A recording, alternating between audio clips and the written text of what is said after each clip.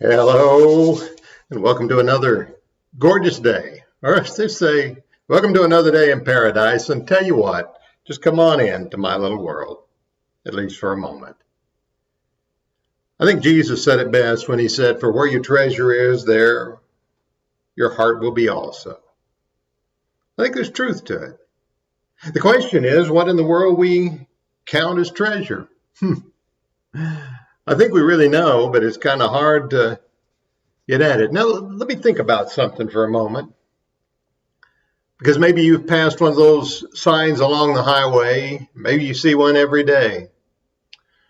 And it tells you that the lottery will now be 167 million or whatever the number is for that day. And maybe there's a couple of them up there and different numbers, 10 million, 30 million, 100 and something million, 300 and something million dollars. And who hasn't passed by the sign and thought, oh, what I would do with $100 million?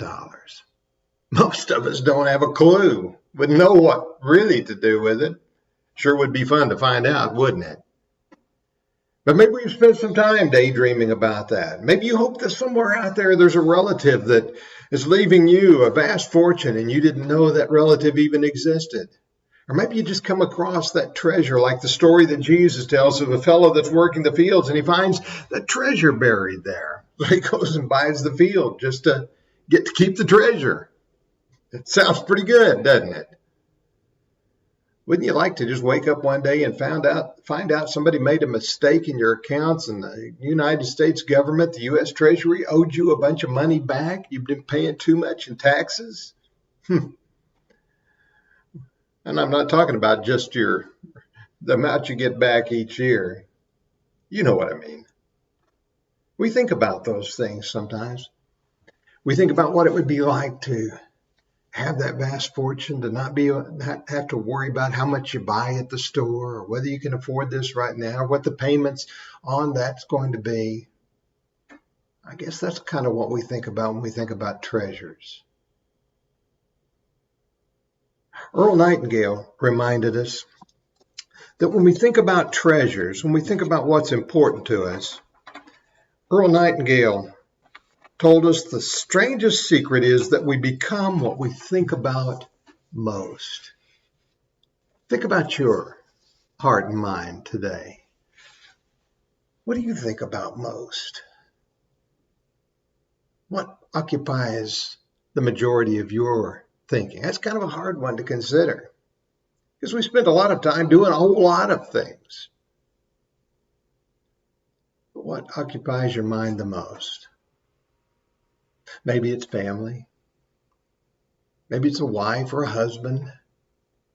Maybe it's your children or grandchildren. They can sure occupy a lot of your mind. Maybe it's business. Maybe it's your own health. I don't know. It could be a list of a whole lot of things. It may depend on your situation, what occupies you the most. There are places in the world where people spend more time thinking about what they're going to eat at their next meal because they're just not really certain. When we're thinking about what we're going to eat at our next meal, it's probably where we're going to stop, which place we're going to eat. What is our treasure and what is your treasure? If you go back to that passage that Jesus set out, in just the two preceding verses, he says, don't lay up for yourselves treasures on earth, where moth and rust destroy and thieves break in and steal, but lay up for yourselves treasures in heaven, where those things don't happen, where nothing can get at them. You see, because real treasure is something that cannot be touched, cannot be changed. It simply is what it is. Yeah, we're going to have some real treasures in this world, I think. Some treasures in people. The things that are dearest to our hearts, as I said, our families, our loved ones, our spouses, even our own country. These are treasures. But when you itemize the number one treasure of all, Jesus said, don't let it be something that can be destroyed. Don't let it be something that can be corrupted. Lay up your treasure in heaven. Let's go back to that verse again. For where your treasure is, there will your heart be also. Because that's what you're going to think about. And maybe Earl Nightingale was exactly right. We're going to become like what we think about most. And I think we need to consider what we think. It's a great day, my friends. It's a Monday. It's almost a rainy day on Mondays. I'm not going to sing. Yes, you can thank me for that. In all seriousness, it's a great day, the beginning of a good work week. I hope it's one that's good for you. The beautiful changing seasons are around us.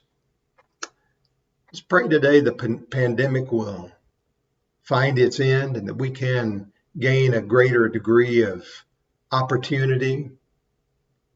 And for those of you who share this with me, one of the simple treasures, one of the smaller treasures is our country. Let's pray for our country too. Keep it close to your heart. Let it be important to you. But let's go back to set your number one treasure in place and keep it there. Hey, I'm glad you're with me today. It's a good day. I'm thankful to be here, and I hope you are too. And I thank you for spending a few minutes with me, and we'll share more as we get a little further down the road.